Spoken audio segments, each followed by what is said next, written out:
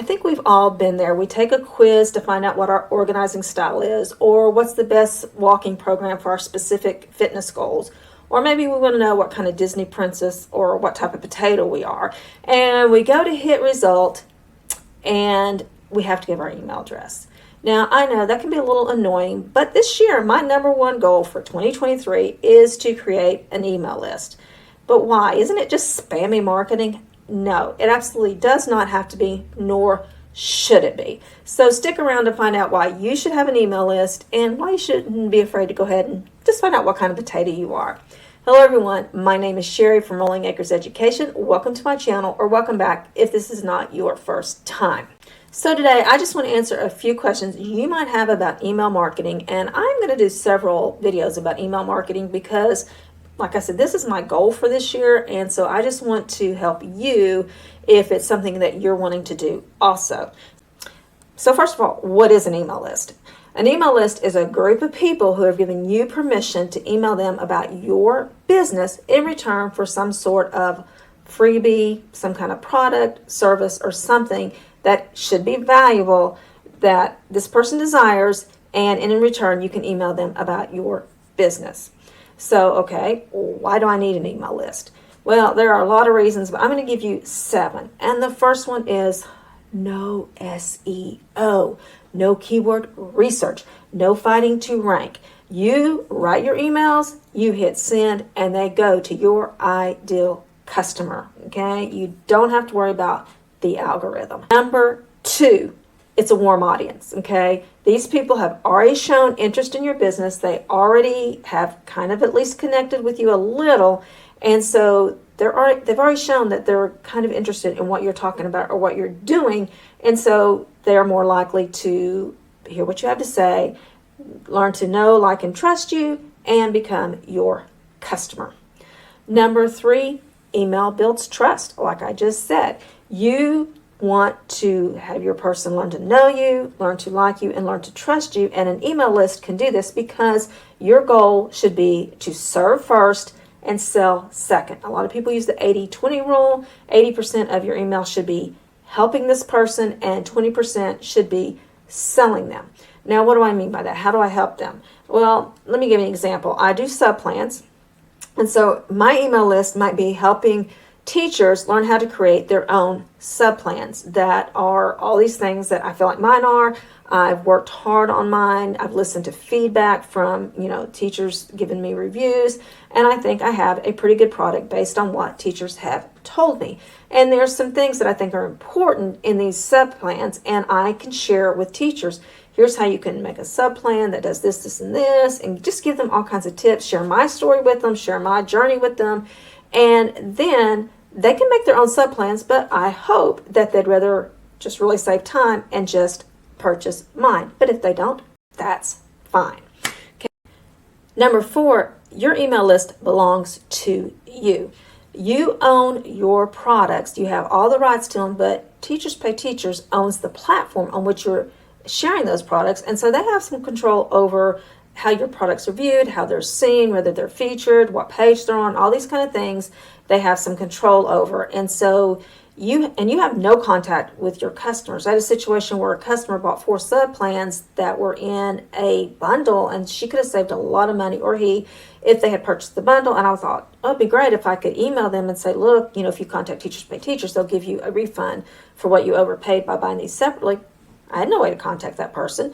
And so if you have your own email list, you can contact your customers and say, hey, look, I have this new product out, or whatever. Or if you move to another platform, you already have a client list. So you have your own list of clients if you have an email, okay? Number 5, people check their emails regularly, and all 3.8 billion of them. 3.8 billion people have an email account, and you only need a small percentage of a small percentage of a small percentage.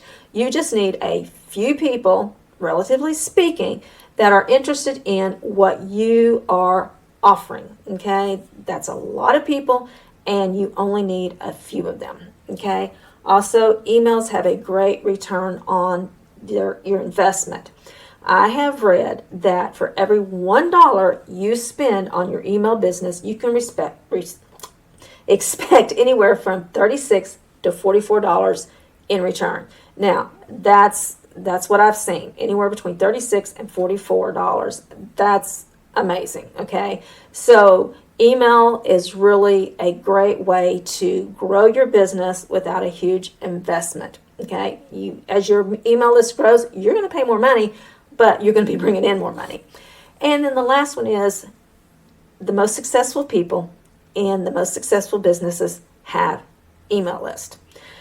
So you might be saying, okay, I get what you're saying. I see it's important to have an email list, but I know what you're thinking. You're thinking the same thing I thought. Why would anyone sign up for my email list? Because you have something to say. You have an audience. You have something to say to your audience. There are people out there who want to hear what you have to say. Now you may think, oh, but nobody around here wants to listen to me. We're talking about 3.8 million people or even more, depending on, your platform and how you're reaching out to people. There are a lot of people out there that you can reach, and some of those people want to hear what you have to say. And if you're passionate about whatever it is that you are promoting, you're going to have a lot to say, okay? Hey, what is it that people get tired of hearing you talk about, okay? That is what you want to share with others. And so your email is going to serve your audience. You should want to serve first and sell later, okay? So you do have something to say, and there are people out there who want to hear it, okay? Now, another thing you're thinking, aren't people just going to sign up for my email, download my freebie, and then ignore my emails or unsubscribe? Yes, that is going to happen, and that's okay. It is okay. Again, you don't need everybody who has an email account to be on your email list. You just need your little core group. If you have 1,000 people who spend an average of $5 a month on you, that's $5,000 a month. And over years, your email list can grow and grow and grow. It takes time, but it happens. So don't worry. If people unsubscribe, that's okay, because you have to pay for those people on your list. So you don't want people on there who aren't interested in being on there. Let them have your freebie and go about their day. It's okay. Well, how many people do I need on my email list? Again, it depends on what you're selling. And it's kind of a good place to start. And again, it won't take as long as you think. This is one of my favorite sayings. People overestimate what they can do in a year, but underestimate what they can do in 5 to 10 years. The first year is struggling. You feel like you're not getting anywhere, and you thought you were going to be further than this, but then somewhere around 5 to 10 years, whoa, it just takes off. Now, that doesn't mean that you're not going to make money until then, but somewhere between 5 and 10 years, this is where it really starts to grow exponentially, okay? So people are interested in what you say. People will get on your email list, and it will be slow at first, but it will happen probably faster than you think. Okay? All right, what is a freebie? What kind of freebie should I have? Again, this depends on your business. There are all kinds of freebies. There are checklists, there are quizzes, there are webinars, there are free products, there's samples, there are, e-booklets. There's all kinds of things that you can use as your freebie. And what you want to do is kind of introduce people to your business. You want to tell them how to do something, but your product is going to help them do it more efficiently, more quickly, or it's going to give a more scaffolding. It's going to do something to where it's going to support what they already know. Okay. So I hope that this has encouraged you, not so much to have an email list. I think a lot of people know that they need an email list, but they just think nobody's going to sign up for mine. And I'm telling you, I am all kinds of Facebook groups. Oh, there are so many people out there. They all have email lists. People are on them. You have somebody out there that not only needs to hear what you say, but wants to hear what you have to say. You can share tips. You can share inspiration. It doesn't have to be like knowledge. It can just be sharing your journey. It can be encouragement. It can be all kinds of different things that you can encourage or help someone with. So, yeah, start an email list. And also, don't be afraid. If you see a freebie that you want, go ahead, download it and unsubscribe. I used to hate to do that, but now I don't mind. If I see something that I'm really interested in and I download it and I think, I'm really not interested in what this, I unsubscribe. They know that you're going to do that, and it's okay.